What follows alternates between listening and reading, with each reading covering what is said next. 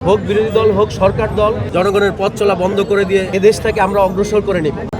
নিশ্চয়ই পরামর্শ করে যে সমস্যাগুলো আছে সেই সমস্যাগুলো ইনশাল্লাহ সমাধান করবেন।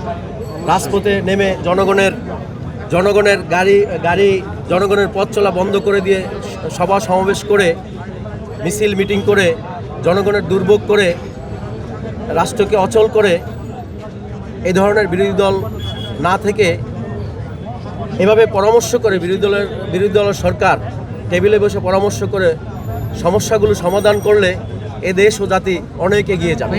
এটা একটা ভালো দিক, এটা একটা সৌহার্দ্যপূর্ণ সম্পর্ক বলে মনে করি। এটা জাতির ভেদাভেদ ভুলে সরকার ও বিরোধী দল ভুলে এটাকে আমরা রাজনৈতিক দল, এই দল হোক বিরোধী দল হোক সরকার দল, এটা সবাই মিলে পরামর্শ করে এই দেশটাকে আমরা অগ্রসর করে নিব। আমাদের দেশ, আমরা অর্থনৈতিকভাবে অনেক পিছিয়ে আছি।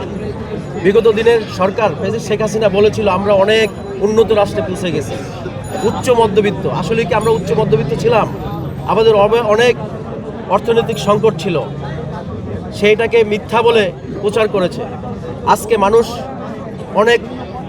অনেক টাকা দিয়ে তরকারি কিনতে হয়, চাল কিনতে হয়, মাছ কিনতে হয়। মানুষের বাজার মূল্য অনেক নাগালের বাহিরে।